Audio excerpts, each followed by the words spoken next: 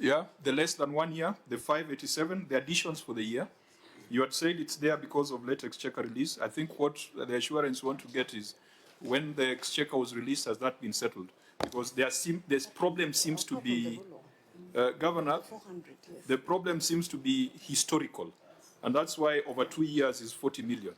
But over 5 years is a bigger number. So as you're responding, just give the committee the assurance that the 587, when the exchequer was released, was it subsequently settled? Yes, it was. And No. we paid all the bills that were mostly for the ward-based and flagship projects that were ending 30th of So June. just as a follow-up, then what is in contention could be this 601 million plus 40 million plus maybe any other smaller figure. Yeah, the bigger problem seems to be historical because it appears as if the additions are being catered for.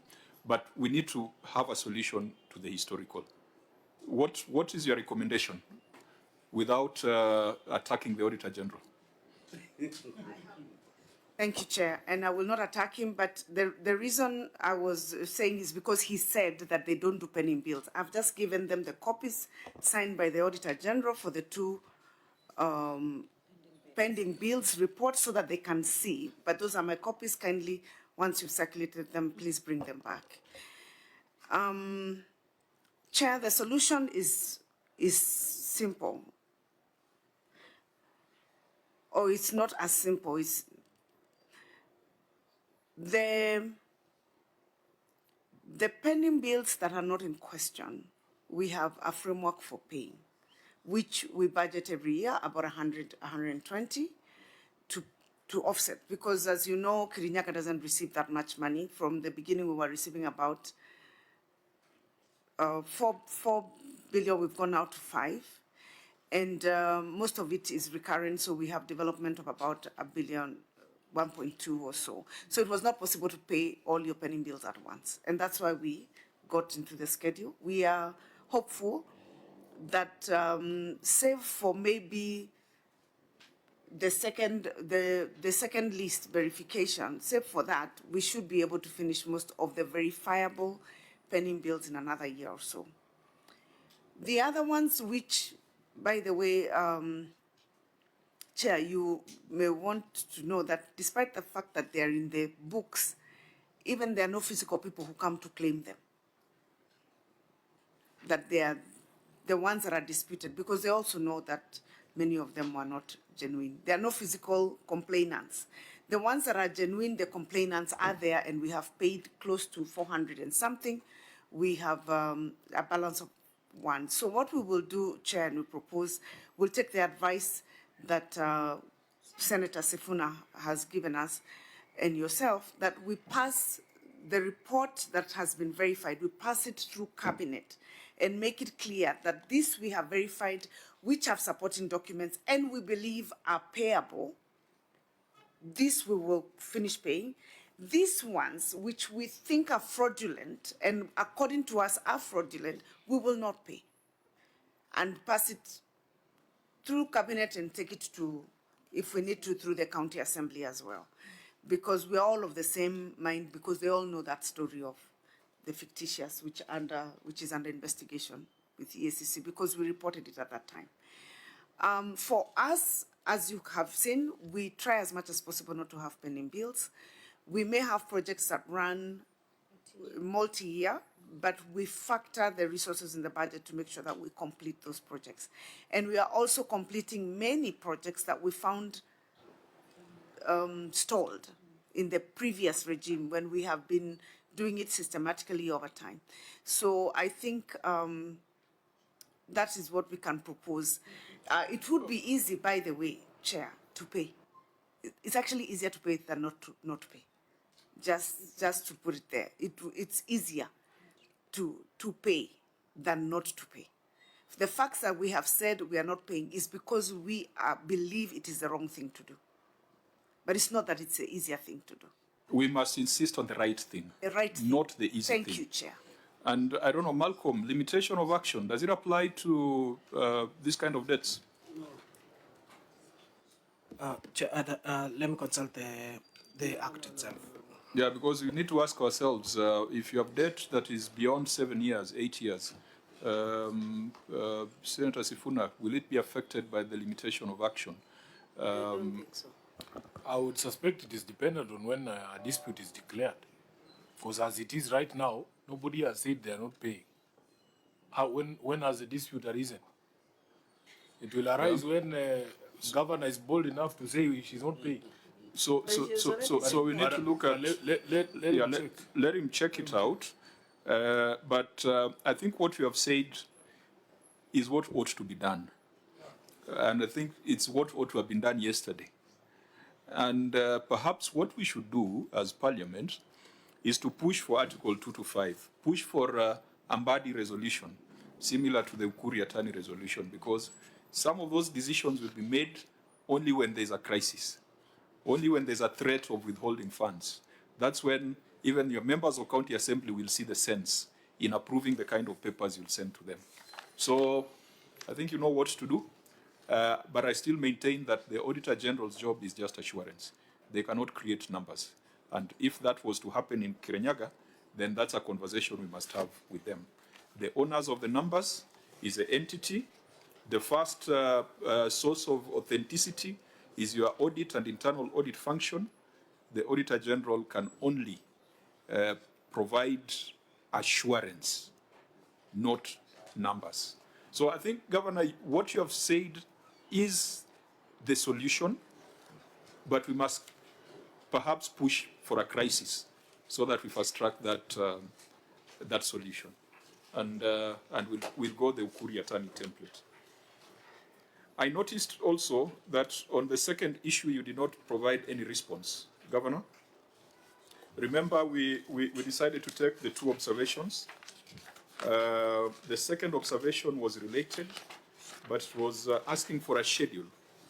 You did not provide any response on that. Remember, we dealt with pending bills and aging analysis together. I've been looking at your responses to see whether there was any response on long outstanding pending bills. Was it there? Under emphasis on matter. We don't seem to have anything on record unless we take your verbal submission to be the strategy.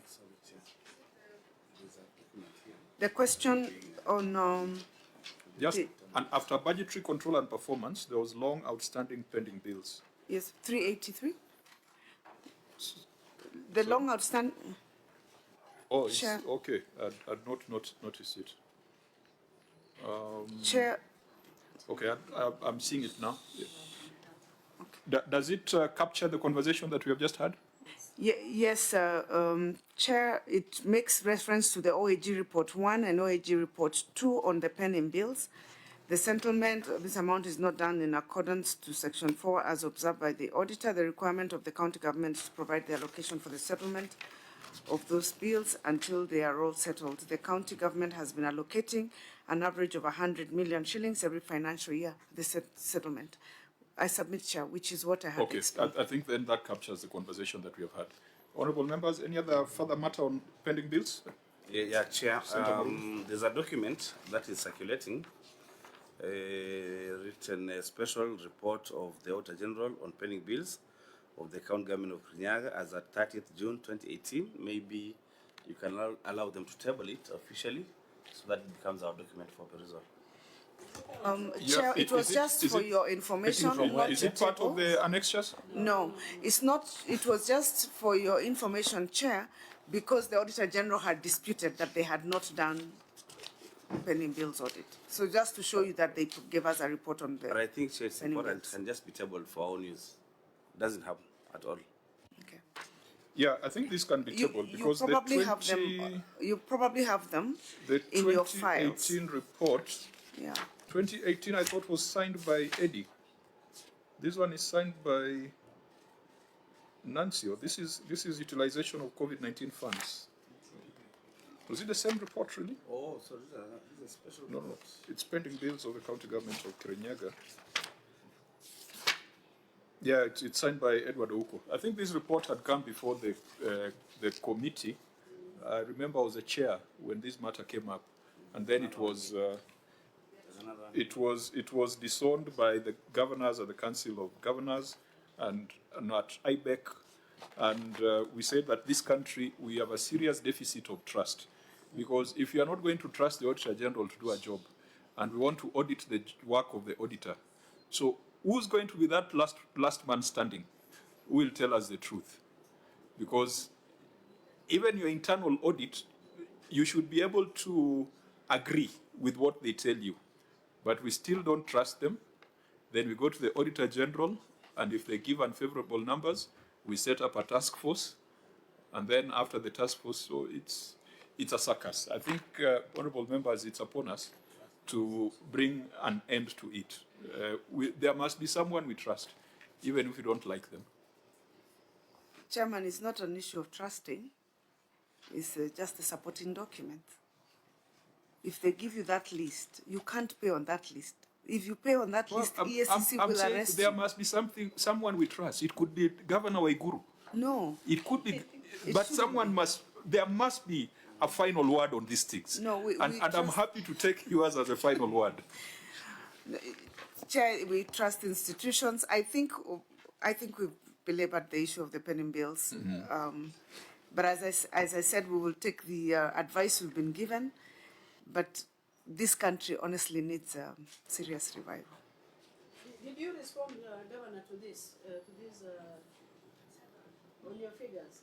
Severally. We've even discussed it in IBEC. Which you need to attach to these documents. Yes, we can. Our disputing, and we don't dispute just for the sake of. We actually say we have checked our records and we don't have corresponding documents.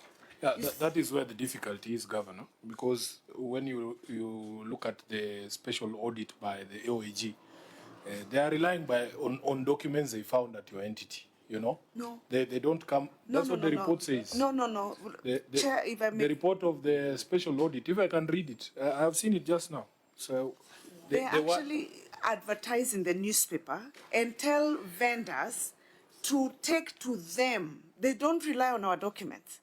Then there is a problem there, Chair. So people come with photocopies and take to the auditors, who then compile a list based on the people who they've advertised in the newspaper. So they don't come after that to check whether... That is a big problem then, Yeah. Chair, because when you do an audit as OAG, you come to the audit and you get the documents there. I don't think you can just go to a market and say, we are at Karatina Market, come and bring your... When you see, before you embark on an audit, the scope and methodology needs to be agreed on between the two parties. No, but Chair, a fundamental tenet of the audit is that the documents are within the entity. If you are coming to audit ODM, then you say you will do it in the market in Homa Bay.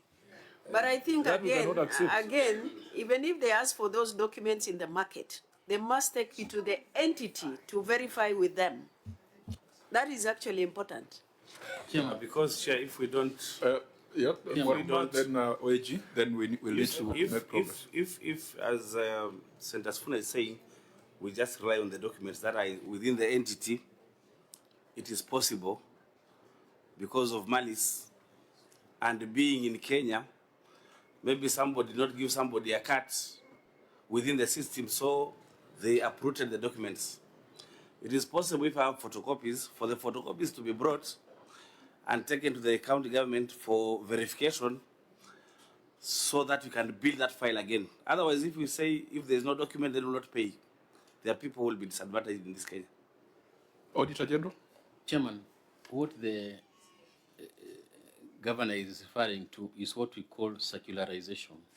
Out of the listing that they have provided as names of persons in the list of pending bills, you select a few. You do what you call circularization. You write to the person who is claiming and ask them to confirm how much they are claiming from the county. That's a test. That's an independent test that you conduct on that listing to confirm whether it's true or not. You don't go to the market to say the persons who have a claim in the county bring you. No, we don't do that. That's what you're being accused of. Honorable members, I think we have sat with the Auditor General and we know that it's a very professional body. In fact, this one now, we have three sides to the story. The governor's side, the OAG side, and the Senate. perhaps 4 sides and the truth. Yeah. Control of budget. When you're doing your pending bill report or analysis on a county government, where do you get the data from? Is it from the Auditor General? Is it from the county? Because you also report on that. Thank you, Chair. The data that we get is based on self-reporting by the county. It's based on self-reporting. Yes. So to help us even write our report to the House, I will want you to work with the clerks and the auditor so that if the audited reports have 1.22 billion, I want to compare with the self-reporting, the one that you have.